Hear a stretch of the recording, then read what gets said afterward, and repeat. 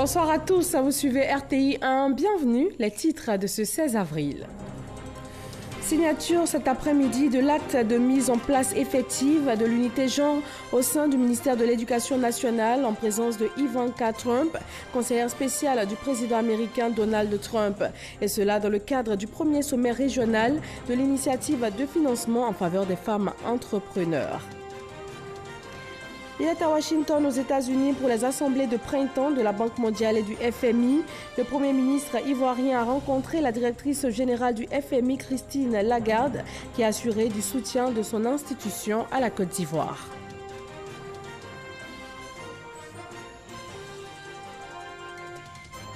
Destruction de 18 000 tonnes de riz en provenance de la Birmanie jugée impropre à la consommation. Elle a commencé ce mardi au centre de valorisation et d'enfouissement technique de Kosiwan. L'opération s'est déroulée sous le regard du ministre Souleymane Diarra et d'Anne Désiré Ouleto.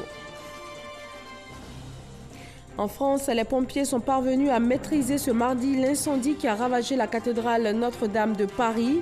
Le président Emmanuel Macron a promis de rebâtir ce monument historique en lançant une grande souscription nationale. Merci à tous de nous suivre ce mardi soir sur RTI 1. Ivanka Trump, la conseillère spéciale du président américain Donald Trump, est depuis cet après-midi à Abidjan. Elle a été reçue par le vice-président Daniel Cablon-Duncan au palais présidentiel pour un entretien suivi de la signature sous le regard des deux autorités de l'arrêté portant organisation de la direction de l'égalité et de l'équité du genre au sein du ministère de l'Éducation nationale, de l'enseignement technique et de la formation professionnelle. Cette signature va permettre le décaissement des fonds relatifs au projet éducation du programme compact du MCC destiné à réduire les disparités de sexe dans le système éducatif ivoirien. Le représentant spécial du secrétaire général des Nations Unies pour l'Afrique de l'Ouest et le Sahel a été reçu par le vice-président ivoirien. Daniel Cablon-Duncan a également échangé ce jour avec le président des Lions Club International en visite en Côte d'Ivoire pour la première fois. Viviane Aïma pour le point de ces deux rencontres. Dans le cadre de ces consultations périodiques avec les États de la sous-région, le représentant spécial du secrétaire général des Nations Unies pour l'Afrique de l'Ouest et le Sahel, Mohamed Ibn Chambas, en visite de travail en Côte d'Ivoire, a été reçu dans la matinée de ce mardi 16 avril par le vice-président de la République, Daniel Cablon-Duncan, au palais présidentiel. Les échanges ont porté sur la situation sécuritaire dans la sous-région ouest-africaine et sur la situation sociopolitique en Côte d'Ivoire. C'est la situation au Burkina Faso qui est vraiment préoccupante parce que vous savez, avec ce qui se passe au Burkina Faso, tous les pays côtiers, la Côte d'Ivoire, le Ghana, le Togo, le Bénin, sont tous menacés par le terrorisme qui connaît la région sahélienne. Nous avons échangé, voir comment les Nations Unies travaillent avec le pays de la région peut augmenter nos efforts pour faire face à cette menace de la terrorisme. Nous avons aussi constaté le progrès que nous avons vu même cette année avec les élections au Nigeria, au Sénégal récemment, le législatif en Guinée-Bissau, qui étaient tous déroulés dans de bonnes conditions, des élections pacifiques et crédibles. Donc, avec ces élections réussies, nous sommes encouragés que l'année prochaine, 2020, qui sera une année de plusieurs élections en Afrique de l'Ouest, nous pouvons espérer aussi que ça va se dérouler comme on a vu déjà dans de bonnes conditions. Au cours de sa visite de travail qui s'achève ce mardi 16 avril, le représentant spécial du secrétaire général des Nations Unies pour l'Afrique de l'Ouest et le Sahel a eu également des échanges avec le président de l'Assemblée nationale, le président du Sénat, le ministre des Affaires étrangères. Au cours de la même matinée de ce mardi 16 avril, le vice-président de la République a également reçu le président du Lions Club International, Dr Naresh Agarwal, de nationalité indienne, patron de plusieurs entreprises spécialisées dans l'acier et les produits agricoles. En visite pour la première fois en Côte d'Ivoire, l'occasion pour le président du Lions Club international de présenter le bilan des activités réalisées par les Lions Club de Côte d'Ivoire et solliciter auprès des plus hautes autorités du pays l'attribution d'un terrain ou d'un local pour l'établissement du siège national du Lions Club. Le président du Lions Club international s'est dit impressionné par les montants des investissements du gouvernement ivoirien pour la réalisation de son programme social.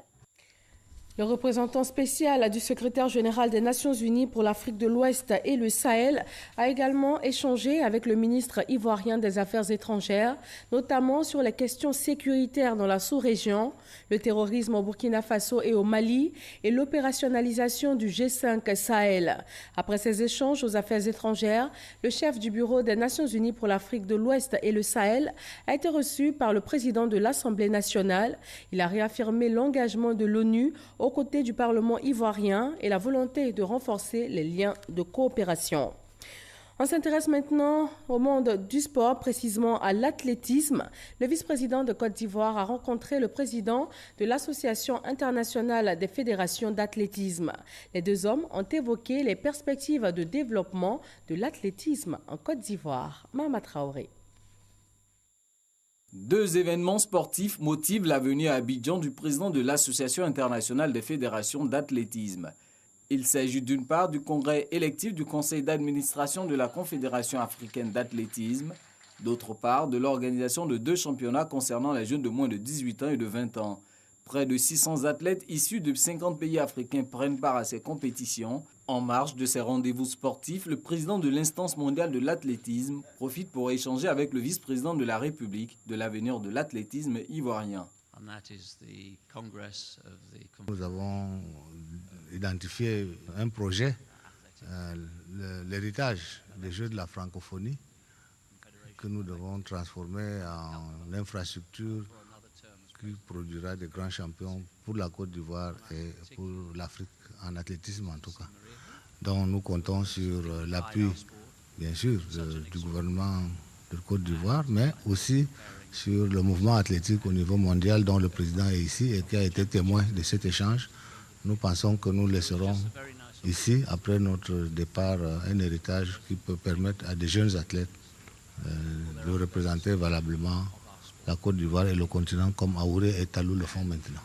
Double champion olympique du 1500 mètres, Sébastien Koué est à la tête de l'Association internationale des fédérations d'athlétisme depuis août 2015.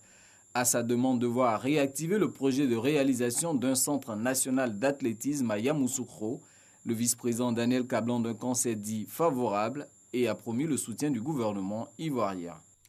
Ce sont 42 pays qui s'affrontent dans 40 épreuves pour ce 28e congrès de la Confédération africaine d'athlétisme et aussi ce 3e championnat d'Afrique des moins de 18 ans U18 et le 14e championnat d'Afrique des moins de 20 ans U20. Ces grands rendez-vous africains placent pendant 4 jours Abidjan au cœur de l'athlétisme. À Washington, aux États-Unis, le Premier ministre Amadou Gon Coulibaly a rencontré la directrice générale du FMI. Avec Christine Lagarde, les visions ont été harmonisées, notamment sur le développement de la Côte d'Ivoire. Adama Koné, envoyé spécial. Le Premier ministre achève ses rendez-vous au sommet aux assemblées de printemps du groupe de la Banque mondiale et du Fonds monétaire international FMI. Après le nouveau président du groupe de la Banque mondiale la veille, Amadou Gon Coulibaly était dans les bâtiments du Fonds monétaire international. Avec la directrice générale du FMI, Christine Lagarde, c'était d'abord le tête-à-tête, ensuite la réunion élargie aux membres des deux délégations, le tout dans un esprit détendu. Les bonnes performances enregistrées lors de la 5e revue du plan triennal effectuée à Abidjan ayant précédé cette audience. Au terme de son séjour, le Premier ministre, au regard des différentes rencontres, livre les nouvelles de sa mission. Pour la Côte d'Ivoire, je dois dire que c'est de bonnes nouvelles.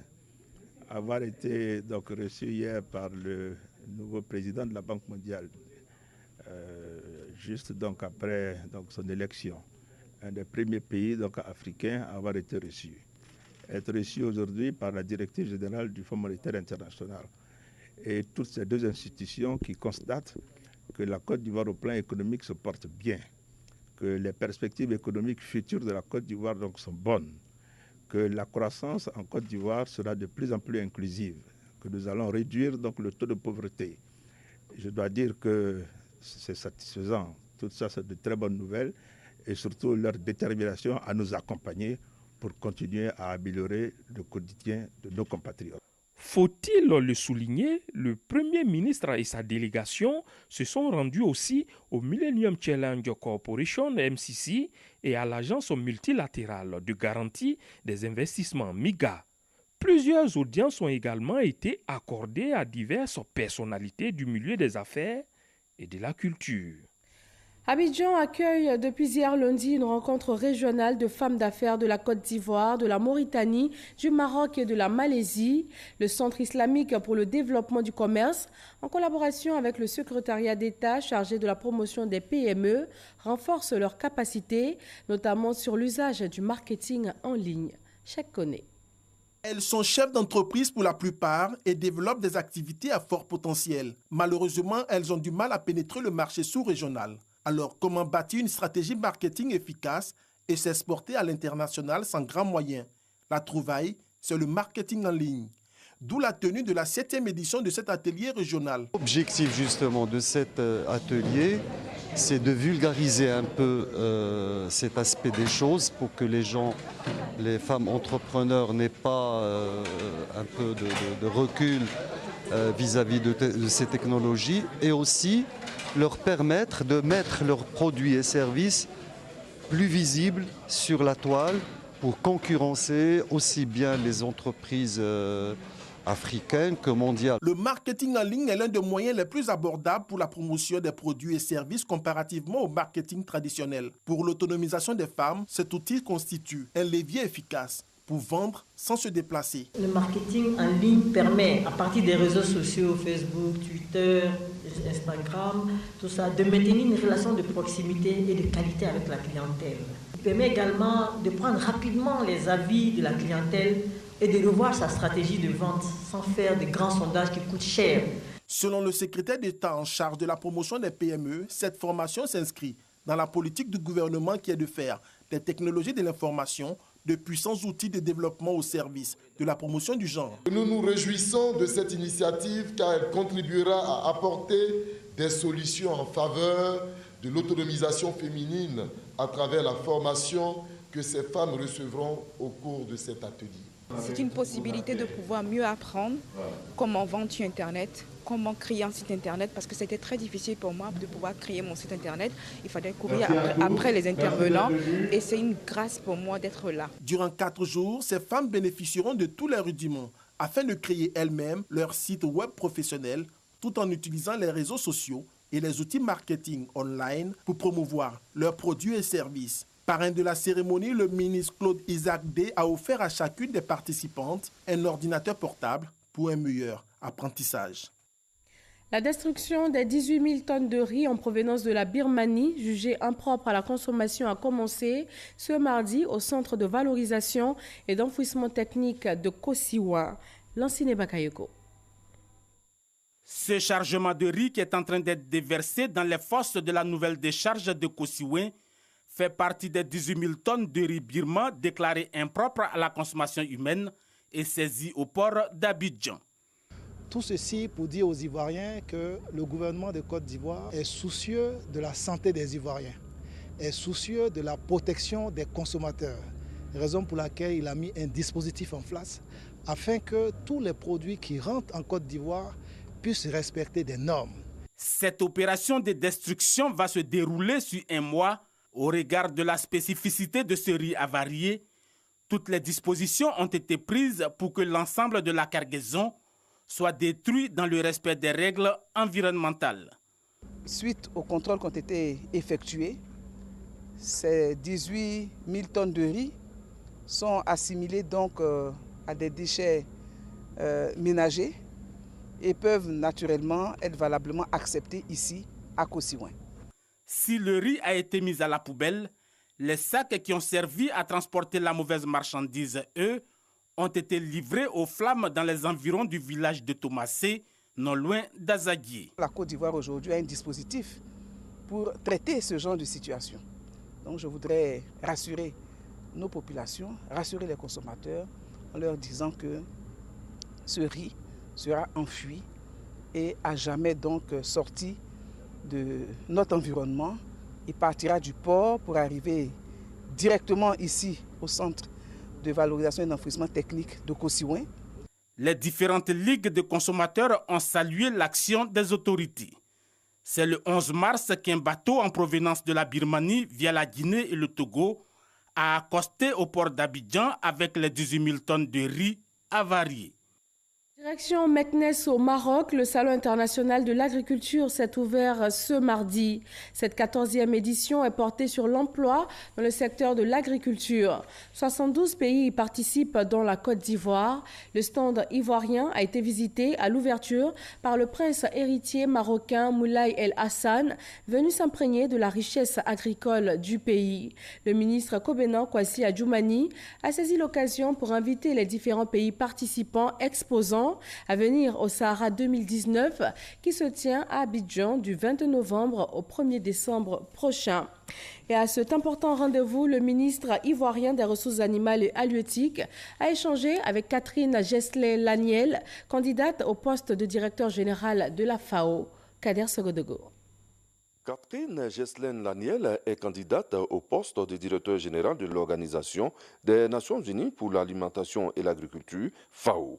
Elle a tenu à rencontrer le ministre des Ressources animales et halieutiques, Kobena Kwasi Adjoumani, par ailleurs, président de la conférence ministérielle sur la coopération halieutique entre les États africains riverains de l'océan Atlantique comme AFAT, présent en terre marocaine pour le Salon international de l'agriculture du Maroc, SIAM. Cette ingénieure agronome est la première femme candidate à ce poste depuis la création de la FAO il y a de cela 70 ans. Elle bénéficie du soutien de la France et de l'Union européenne. La candidate a des ambitions pour la Côte d'Ivoire. Je veux que la FAO non pas impose des solutions, mais qu'elle soit aux côtés de la Côte d'Ivoire, qu'elle apporte des solutions techniques, des recommandations, mais aussi des solutions financières. Je veux qu'elle puisse accompagner financièrement les projets de la Côte d'Ivoire, soit directement au travers du programme de coopération technique de la FAO, dont je veux diversifier les sources de financement pour qu'il ait plus d'impact, mais aussi je veux attirer plus d'investissements publics et privés dans ce pays-là pour développer l'emploi en milieu rural. Et ça sera avec le cas avec le Sahara. Je veux qu'à l'occasion du prochain Sahara, si je suis élue directrice générale de la FAO, je vienne en Côte d'Ivoire. Le ministre Adjoumani promet faire part de cette candidature au président de la République, Alassane Ouattara. Il n'y a pas longtemps, Son Excellence, Monsieur le Président de la République, a fait voter une loi qui parle de parité entre l'homme et la femme. Il s'est engagé à faire en sorte que la femme, au niveau de la Côte d'Ivoire, occupe une place importante dans la société. Au niveau également des représentations locales en matière d'élection, le président veille à cela.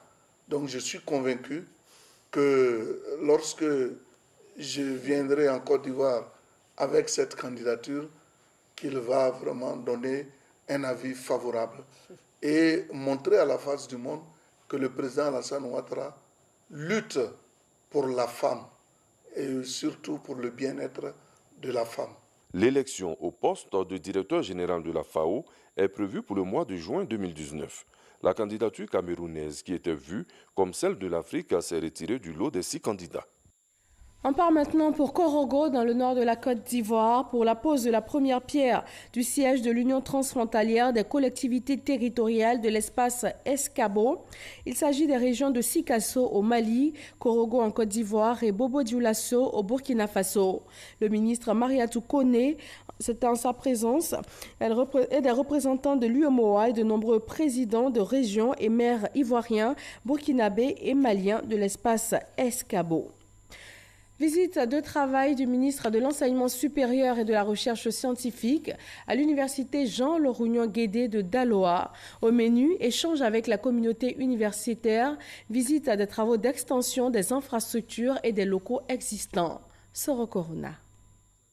Échanges entre les autorités universitaires, les enseignants, les étudiants, visite des infrastructures en cours de réalisation et des locaux existants.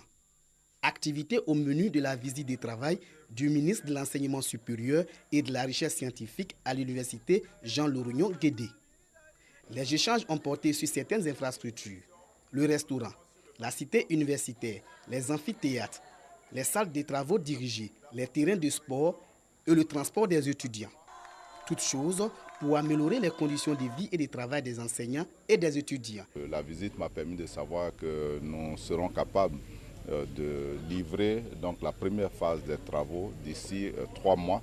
Donc nous reviendrons pour réceptionner ces travaux et lancer la deuxième phase. Un certain nombre de préoccupations connaissent nous ont été présentées. Nous allons voir ce que nous pouvons faire à notre niveau et nous présenterons un rapport donc, au gouvernement. Débutés depuis 2014, les travaux d'extension de l'université Jean Laurignon Guédé coûtent 20 milliards de francs CFA à l'État de Côte d'Ivoire.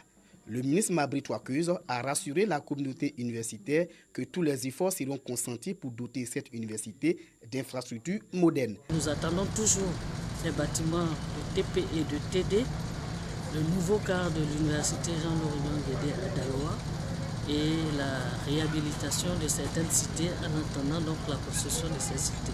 L'université Jean Laurignon Guédé est la 4e université de Côte d'Ivoire. Ce temple du savoir a ouvert ses portes en 2012 et compte à ce jour 8000 étudiants encadrés par 391 enseignants. Les chrétiens catholiques vivent la semaine sainte dans la prière et dans le recueillement. L'archevêque d'Abidjan a présidé ce mardi la messe chrismale. Elle est marquée par la bénédiction des huiles saintes et le renouvellement des engagements pris par les prêtres lors de l'ordination sacerdotale. Grâce Kando. Cathédrale Saint-Paul du Plateau ce mardi, la messe chrismale.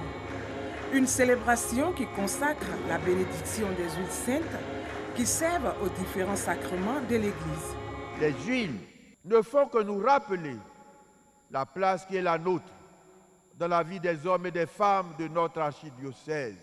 Ensemble, nous aurons toujours un très grand souci des malades et des mourants. Nous les visiterons et les réconforterons dans le Seigneur par l'huile des malades administrée uniquement par les prêtres. Ces huiles bénies seront destinées aux différentes paroisses du diocèse d'Abidjan. La même action sera initiée par les évêques des 14 autres diocèses de Côte d'Ivoire. Autre temps fort, le renouvellement des engagements pris par les prêtres lors de leur ordination sacerdotale, à savoir obéissance, pauvreté et chasteté. C'est un nouveau départ, en effet, dans l'esprit, dans le cœur et dans l'exercice du ministère sacerdotal. C'est un renouvellement tout entier de notre être et de notre identité de prêtre catholique, de prêtre de Jésus-Christ. Paix, amour, entente et cohésion sociale ont été les maîtres mots de l'homélie. Il faut que nous soyons unis, quels que soient les problèmes de la vie. Il faut le langage de l'amour. Et c'est ça qui fait l'Ivoirien. Le cardinal n'a fait que donner à la Côte d'Ivoire ce dont elle a besoin. Aujourd'hui, ce dont nous avons besoin, c'est véritablement apprendre à nous aimer, à vivre ensemble et à savoir tendre la main aux autres pour oublier notre passé douloureux et avancer pour que la Côte d'Ivoire donc puisse reprendre son envol. Après la messe chrismale, il sera célébré ce jeudi saint l'institution de l'Eucharistie qui marque le dernier repas pris par Jésus avec ses disciples avant de se rendre au mont des Oliviers pour vivre sa passion. En France, les pompiers sont parvenus à maîtriser ce mardi l'incendie qui a ravagé la cathédrale Notre-Dame de Paris. Et le président Emmanuel Macron a promis de rebâtir ce monument historique en lançant une grande souscription nationale. Herman Guivet. La cathédrale Notre-Dame de Paris en feu. Triste spectacle que celui observé hier. Plusieurs heures pour venir à bout de l'incendie. Les pompiers de Paris, plus de 400 mobilisés, ont travaillé sans relâche pour maîtriser le sinistre. Un acte de bravoure salué par le président français Emmanuel Macron, qui n'a pas manqué de déclarer: cette cathédrale, il y a plus de 800 ans, nous avons su l'édifier. Et à travers les siècles, la faire grandir et l'améliorer. Alors je vous le dis très solennellement ce soir, cette cathédrale, nous la rebâtirons, tous ensemble. Et c'est sans doute une part du destin français. Et le projet que nous aurons pour les années à venir. Mais je m'y engage. Réunis à Matignon, le Premier ministre Édouard Philippe et plusieurs membres du gouvernement pour préparer un plan de reconstruction de la vieille bâtisse. De l'émotion, de multiples réactions, des impressions pour exprimer leur compassion autour de l'événement. Les amis de la France, voisins européens et compagnons de foi réagissent via les médias. Selon un porte-parole du Saint-Siège, le pape François prie pour le peuple de France, pour les Parisiens, le peuple catholique, les chrétiens catholiques de Côte d'Ivoire, solidaires de ceux de France. C'est avec beaucoup de tristesse que nous avons appris cette nouvelle depuis hier sur les ondes des radios internationales. Et je pense que c'est vraiment une perte pour toute la communauté française, mais aussi pour toute la communauté catholique mondiale aussi. Et à cette semaine sainte, c'est une dure épreuve pour nous. Nous allons redoubler d'efforts pour prier, pour demander pardon à Dieu. Un élan de solidarité porté toute la nuit par des chants et prières de recueillement, un peu comme pour briser la force des flammes. Au petit matin, ce mardi, la vieille dame se réveille défigurée par les flammes, mais certainement avec l'espoir de voir son intégrité physique réhabilitée. À ce sujet, le chef de l'État ivoirien a adressé un télégramme officiel à son homologue français.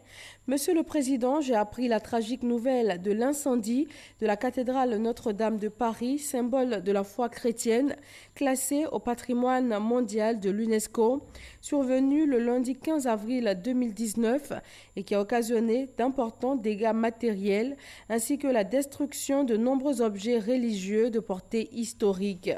En cette douloureuse circonstance, le peuple et le gouvernement ivoirien se joignent à moi pour exprimer à votre Excellence, au peuple français et à l'ensemble des chrétiens notre compassion et notre soutien.